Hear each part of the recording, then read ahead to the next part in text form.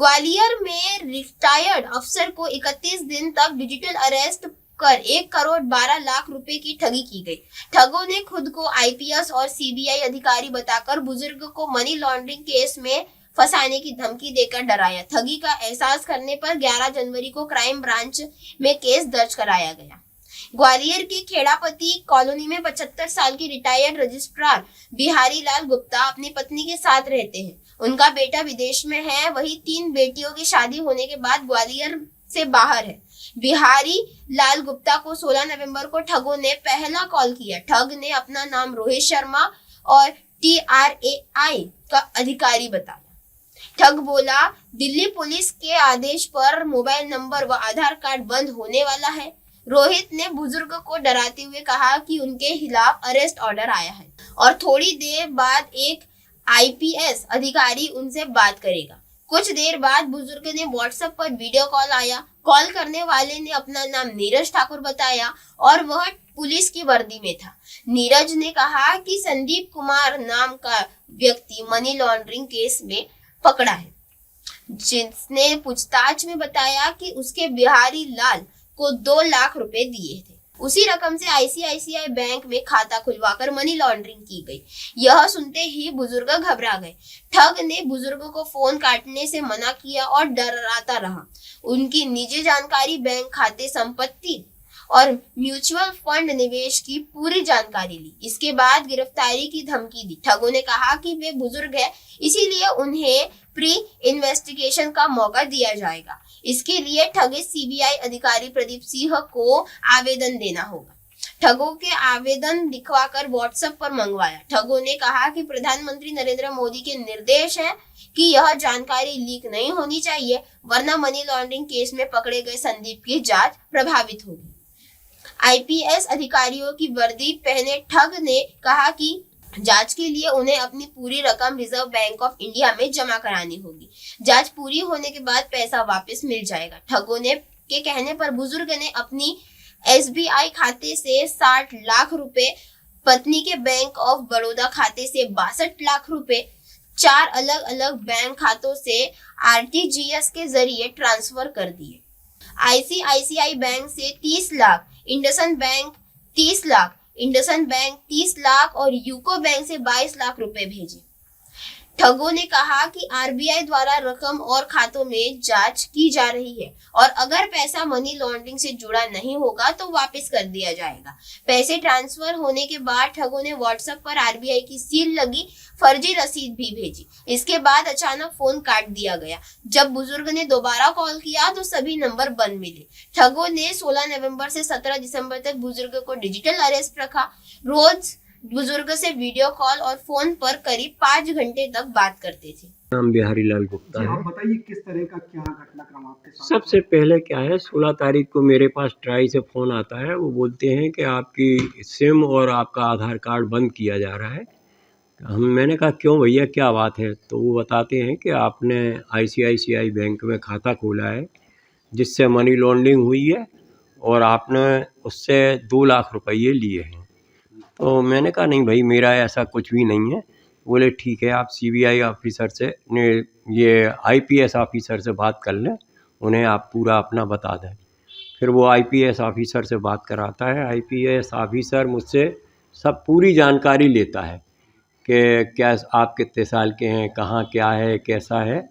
फिर वो बताता है कि ठीक है, आप सीनियर सिटीजन हैं, मैं आपके लिए थोड़ा सा वो करता हूँ कि आप प्री इन्वेस्टिगेशन के लिए आप एप्लीकेशन लिखें और फिर मैं सीबीआई ऑफिसर से कोर्ट में उसका वो करा देता हूँ कि वो परमिशन कोर्ट से ले लें और आपका केस जो है वो वैसे इन्वेस्टिगेशन यहीं से पूरा हो जाए, आपको अरेस्ट नहीं किया जाएगा।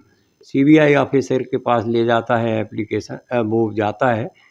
फिर मुझे वही लोग बताते हैं कि आप एप्लीकेशन इस तरीके की लिख लें। ये सीबीआई ऑफिसर जो अपना नाम प्रदीप कुमार बताता है, वो बोलता है कि ठीक है, मैं कोर्ट से इसमें परमिशन ले लूँ, कोर्ट से परमिशन लेके फिर आपकी इन्वेस्टिगेशन चालू करूँगा। इस तरह से चलता रहा। ये जो आईपीएस ऑफिसर जो अपने आप को नीरज ठाकुर कहता था, वो रोज़ाना 10 बजे और शाम को 7 बजे के लगभग मेरी अपडेट लेता था और बोलता था कि आपको हर घंटे अपनी अपडेट देना है।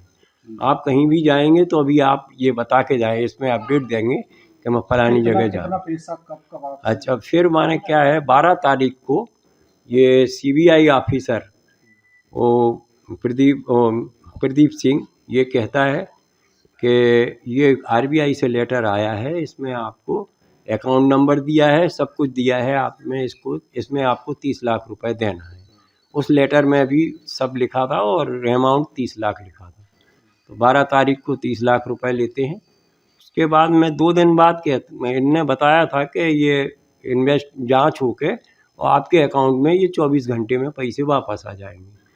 तो मैं उनसे कहता हूं कि भाई 2 दिन हो गए हैं, अभी तक पैसे वापस नहीं आए, मैं अगला जब भेजूंगा जब मेरे पैसे आ जाएं। जी मैं IPS ऑफिसर से कहता हूं। वो मुझे बताता है कि ये लेटर जो है वो RBI का है, आपके साथ फ्रॉड नहीं हो रहा, आप अच्छी तरह से उसको देखिए, उसमें हर तरीके से अब वो पेपर ही उनका है और उसी पर टाइप हुआ है। मेरी भी ऐसा में दिमाग में आया कि चलो भाई ये सही होगा। फिर 15 तारीख को फिर ये 30 लाख रुपए लेते हैं, उसी तरह से लेटर आता है RBI का, और उसकी जो 12 तारीख को भेजे थे उसी दूसरे ही दिन उसकी प्राप्ति की आती है कि आपके पैसे यहाँ जमा हो गए हैं। कितने पैसे कराए?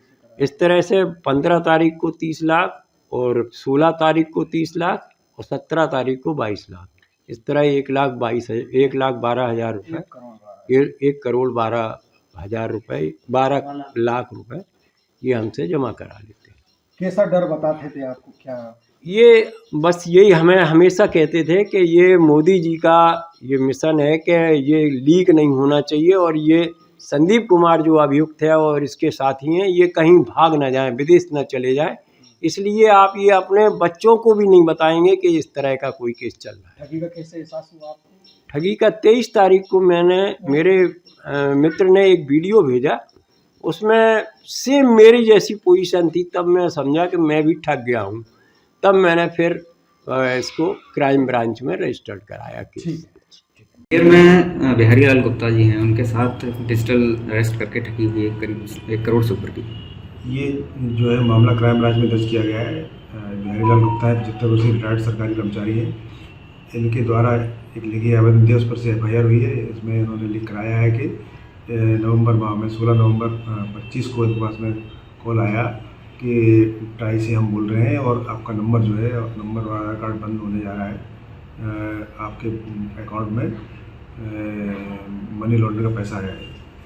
तो इस पर से फिर उसके बाद अन्य फ़ोन आए, उनको कहा गया कि आपके अकाउंट में जो पैसा है आपको बताया गया अकाउंट में ट्रांसफ़र करना होगा। यदि पैसा मनी लॉन्ड्रिंग से संबंधित नहीं हो तो वापस कर दिया जाएगा। इस पर से इनके द्वारा 3 किस्तों में कुल अपनी जो म्यूचुअल फंड्स में पैसा जमा था वो सब निकाल के इनके द्वारा इनके बताए हुए अकाउंट नंबर में 4 अलग अलग खातों में उन्होंने ट्रांसफ़र किया और कुल राशि 1,12,00,000 रुपये ट्रांसफ़र की। जब इनको समझ आया, इन्होंने इससे संबंधित एक अवेयरनेस के तहत चलाई गई एक फिल्म देखी और अन्य व्यक्ति द्वारा ठगी गई, तो समझ में आया तो उनके द्वारा FIR दर्ज कराई गई, मामले में कार्रवाई की जा रही है। सर क्या बताया गया कि क्या ये लोग घर में अकेले रहते थे, किस तरीके से ये लोग ट्रैप में हाँ, आए? इनके जो बच्चे हैं, इनके बच्चे हैं वो फॉरेन में जॉब करते हैं, उनकी बेटियों की शादी हो चुकी है। ये न्यू ओल्ड खिलापति कॉलोनी बन रही है।